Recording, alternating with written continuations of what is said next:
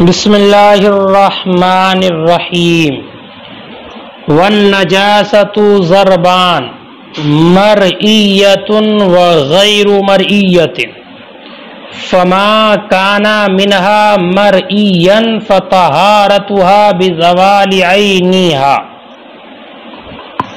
امام قدوری علیہ الرحمۃ والرضوان نے اس عبارت کے ذریعے نجاست کی دو قسموں کا ذکر فرمایا ہے کہ نجاست دو طرح کی ہوگی، مرئیہ اور غیر مرئیہ۔ کہ نجاست خشک ہو جائے، منجمد ہو جائے تو وہ نظر آئے گی یا نہیں، اگر وہ نظر آتی ہے تو مرئیہ ہے، اور اگر نظر نہیں آتی تو غیر مرئیہ ہے۔ دونوں کے حکم کو بھی ذکر فرمایا ہے۔ فرمایا کہ اگر نجاست مرئیہ کپڑے کو لگ جائے تو پاک کرنے کا طریقہ یہ ہے کہ اس کے عین کو، اس کا عین اور اس کی ذات کو دور کر دیا جائے، اس نجاست کے عین کو دور کر دیا جائے، دور کر دیا جائے۔ تو عین کو اگر دور کر دیا جائے تو عین کے زائل ہونے سے وہ کپڑا پاک ہو جاتا ہے، وہ کپڑا پاک ہو جاتا ہے عین کے زائل ہونے سے۔ تو عین اگر زائل کر دیا تو عین کے زائل کرنے سے وہ کپڑا پاک ہو جائے گا۔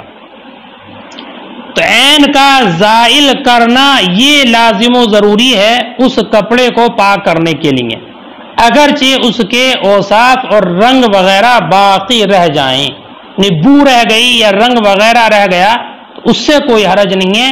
عین نجاست کا محل سے زائل ہونا لازم و ضروری ہے۔ اس کی دلیل یہ ہے کہ نجاست اپنی ذات کے اعتبار سے محل میں حلول کرتی ہے، ذات کے اعتبار سے محل میں حلول کرتی ہے، ذات کے اعتبار سے، لہذا ذات کے زائل ہونے سے نجاست زائل ہو جاتی ہے۔ جب ذات کے اعتبار سے اس نے حلول کیا ہے تو اس ذات کے زائل ہونے سے ہی وہ نجاست زائل ہو جائے گی۔ لیکن زیادہ سے زیادہ یہ بات کہی جا سکتی ہے کہ نجاست کا اثر جس کا دور کرنا دشوار ہے وہ باقی رہ جائے گا، باقی رہ جائے گا۔ اس کا جواب یہ ہے کہ نجاست کے اس اثر کو دور کرنے میں حرج، اور شریعت حرج کو دور کرتی ہے، اس لیے اثر کے باقی رہنے میں کوئی حرج نہیں ہے، اس سے کوئی نقصان اور مضائقہ نہیں ہے۔ یہ ہماری اس بات کی تائید خولہ بنت یسار کی حدیث پاک سے بھی ہوتی ہے۔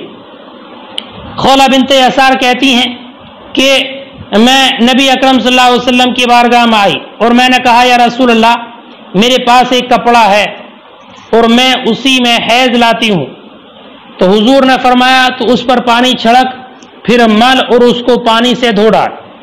تو خولہ نے کہا یا رسول اللہ، اس کا اثر باقی رہ جاتا ہے۔ اللہ کے رسول نے فرمایا تجھے پانی کافی ہے، پانی کافی ہے، اور اس کا اثر تجھے مضر نہیں۔ اس حدیث پاک سے اس بات کی تائید ہو جاتی ہے کہ اثر اگر باقی رہ گیا، اس کا داغ دھبا رہ گیا، اس سے کوئی حرج اور نقصان نہیں ہے۔ امام صاحب ہدایہ نے ایک بات یہ ذکر فرمائی ہے کہ امام قدوری کا یہ کلام اس بات کی طرف بھی اشارہ کر رہا ہے کہ اگر عین نجاست کو دور کر دیا گیا تو عین نجاست کو دور کرنے کے بعد اس کا دھونا شرط نہیں ہے، یعنی اگر عین نجاست ایک مرتبہ دھونے سے دور ہو جائے تو اب اس کو باقی اور زائد مرتبہ دھونا یہ لازم و ضروری نہیں ہے۔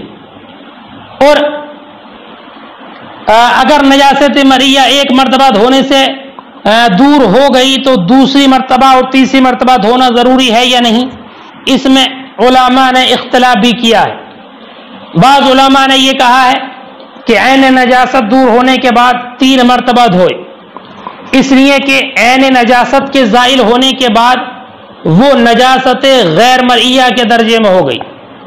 اور پڑھیں گے ابھی آپ کہ نجاست غیر مرئیہ کو 3 مرتبہ دھونا شرط ہے. اور امام فقی ابو جعفر نے یہ کہا ہے کہ اگر اس نے عین نجاست کو زائل کرنے میں 1 مرتبہ دھویا ہے تو 2 مرتبہ اور دھو لے, یا عین نجاست کو زائل کرنے میں 2 مرتبہ دھویا ہے تو 1 بار اور دھو لے, تاکہ جو 3 کا عدد ہے وہ متحقق ہو جائے. لیکن تحقیقی اور صحیح بات وہی ہے جس کو مصنف نے بیان کیا ہے کہ عین نجاست اگر زائل ہو گئی تو پھر اس کا اور مزید دھونا یہ لازم و ضروری نہیں. فرماتے ہیں والنجاست ضربان, نجاست کی 2 قسمیں ہیں, مرئیہ و غیر مرئیہ, نجاست مرئیہ اور غیر مرئیہ. فما کان منہا مرئیہ, تو جو نجاست مرئیہ ہو, فطہارتها بزوال عینہا, تو اس کی طہارت عین کے زائل ہونے سے ہے. لأن النجاست حلت المحلہ, اس لیے کہ نجاست نے اپنی ذات کے اعتبار سے محل میں حلول کیا ہے باعتبار العین. فتزول بزوالہ, تو وہ زائل ہوگی عین کے زائل ہونے سے. الا ان یبقى من اثرہ, مگر یہ کہ باقی رہے اس کا کچھ اثر. ما یشق ازالتہ, جس کا زائل کرنا دشوار ہے. لأن الحرج مدفوع, اس لیے کہ حرج مدفوع ہے.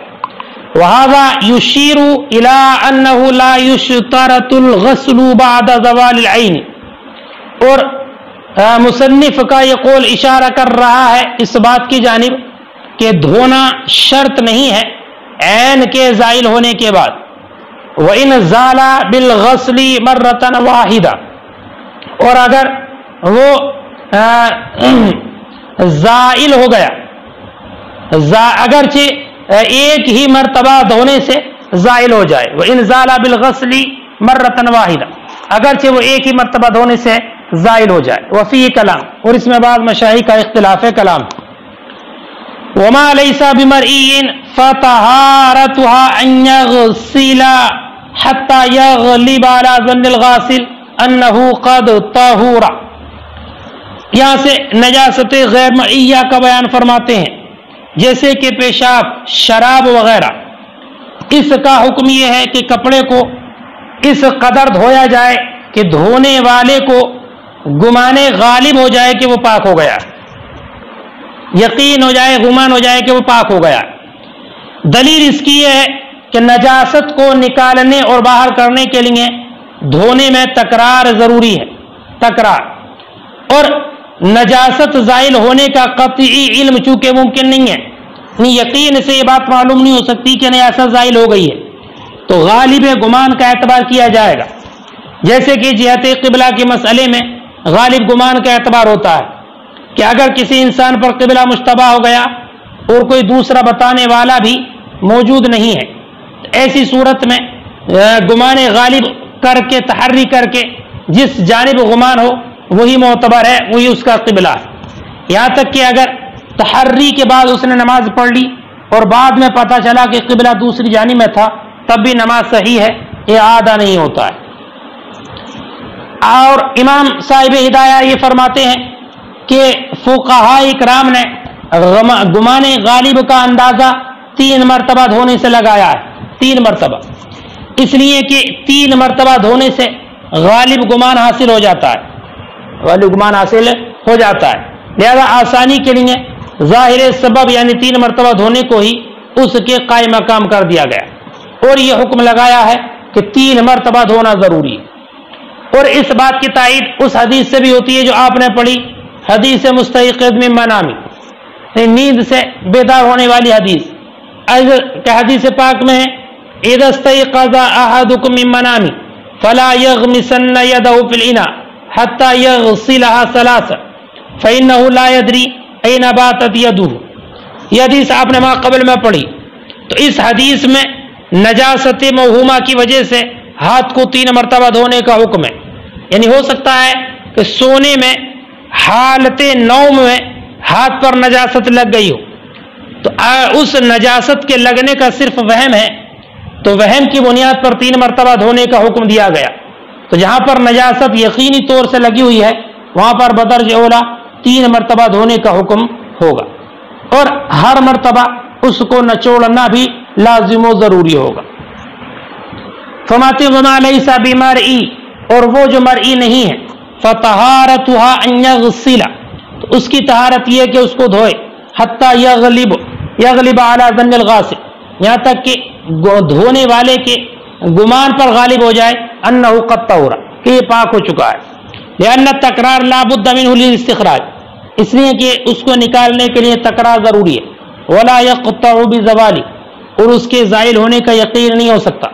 فاعتبر غالب الظن، تو اعتبار کیا ہے غالب ظن کا، کما فی امر القبلہ، جیسے کہ قبلے کے معاملے میں۔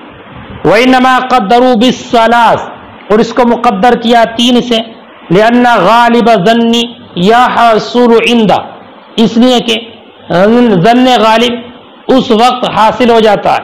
فوقیم السبب الظاہر مقامہ، تو سبب ظاہر کو اس کے قائم مقام کر دیا گیا آسانی کے لیے۔ وَيَتَأَيَّدُ ذَلِكَ بِحَدِيثِ الْمُسْتَيْقِظِ مِن مَنَامِهِ، اور اس کی تائید ہوتی ہے حدیث مستيقظ من منامه سے۔ ثم لا بد من العصر في كل مرة، پھر ضروری ہے نچوڑنا ہر مرتبہ میں ظاہر الروایہ کے مطابق، لأنه هو المستخرج، اس لیے کہ نچوڑنا ہی نجاست کو نکالنے والا ہے، جب نکالنے والا یہی ہے تو ہر مرتبہ دھونا اور ہر مرتبہ اس کو نچوڑنا لازم و ضروری ہو۔